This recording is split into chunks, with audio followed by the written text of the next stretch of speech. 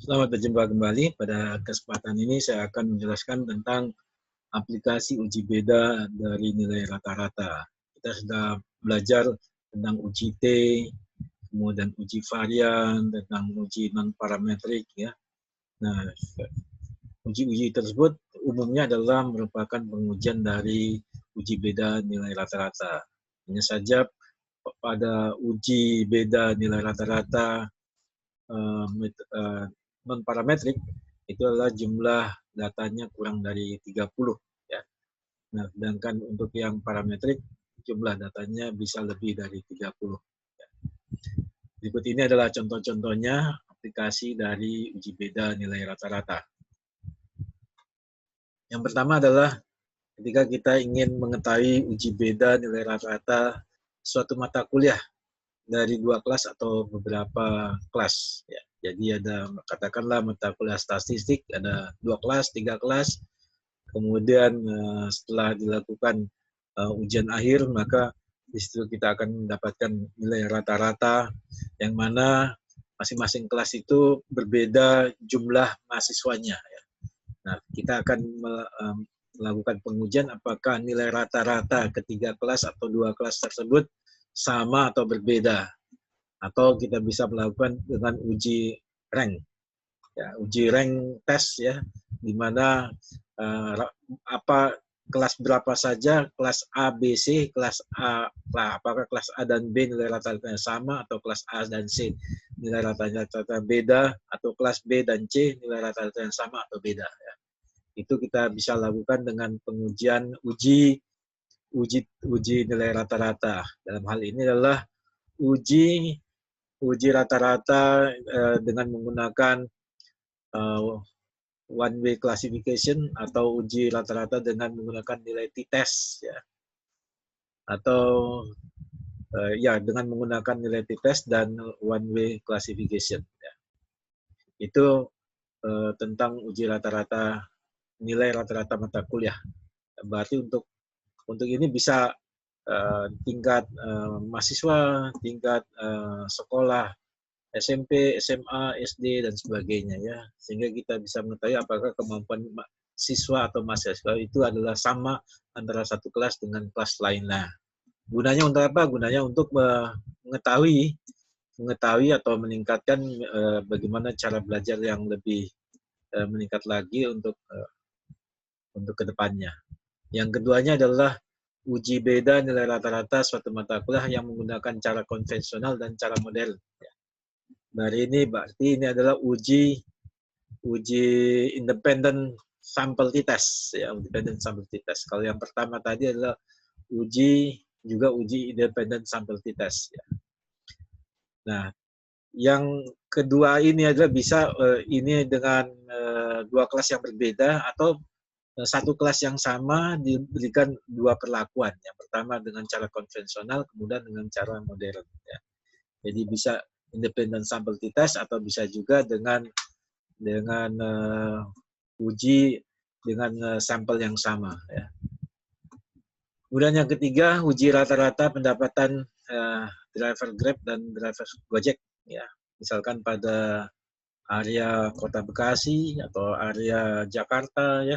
Dengan demikian respondennya adalah driver Grab dan driver Gojek ya.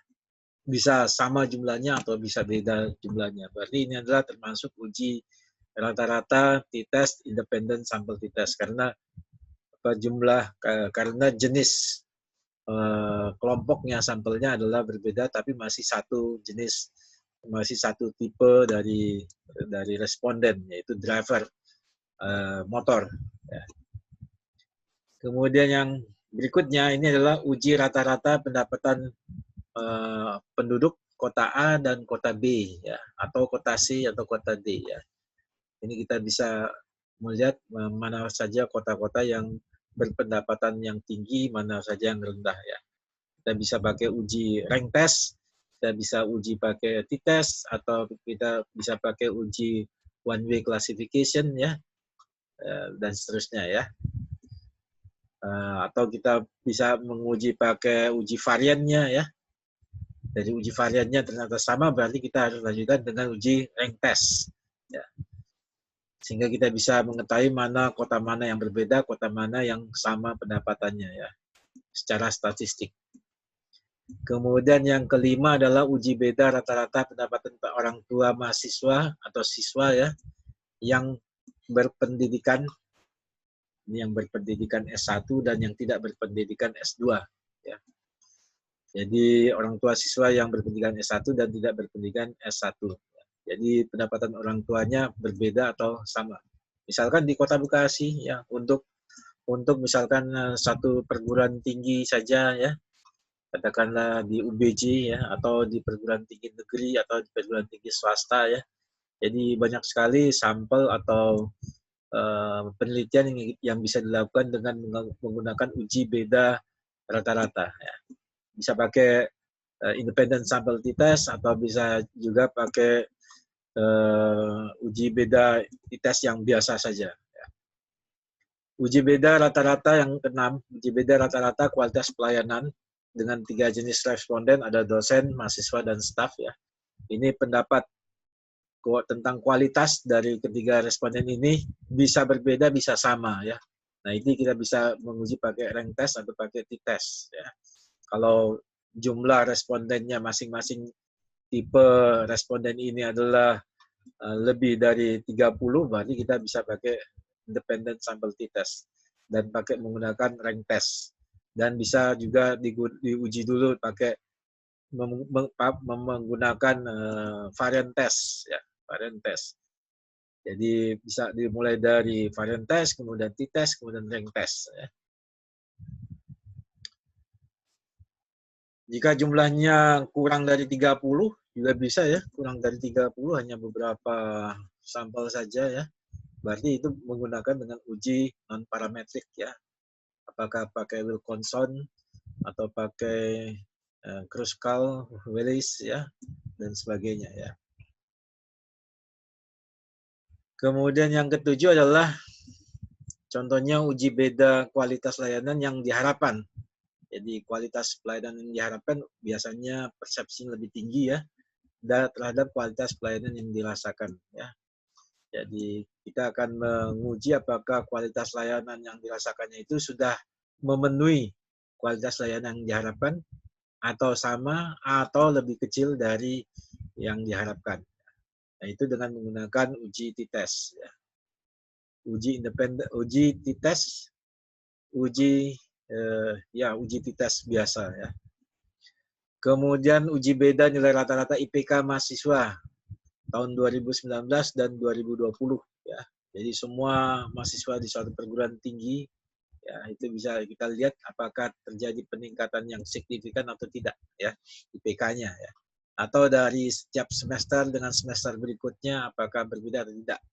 Atau dari beberapa semester ya atau beberapa tahun ya kita bisa menguji pakai menggunakan rank test ya. Kemudian uji beda nilai rata-rata harga saham industri manufaktur. Ya, manufaktur tahun 2018 dan 2019 atau beberapa tahun ya. Kalau 2 tahun pakai uji t-test ya. Kemudian kalau dia misalkan beda manufakturnya, jenis manufakturnya beda, berarti kita menggunakan uji independent sample t-test. Kalau kita menggunakan beberapa tahun, berarti kita menggunakan rank test. Ya, ya demikian gambaran tentang penggunaan uji beda yang parametrik dan bisa juga yang non parametrik ya. Hanya saja non parametrik itu kalau jumlah sampelnya kurang dari 30 ya. Nah, demikian penjelasan atau gambaran tentang penggunaan uji beda nilai rata-rata. Ya, semoga bisa memberikan pencerahan penggunaan dari uji beda tersebut ya. Semoga penjelasan ini bermanfaat.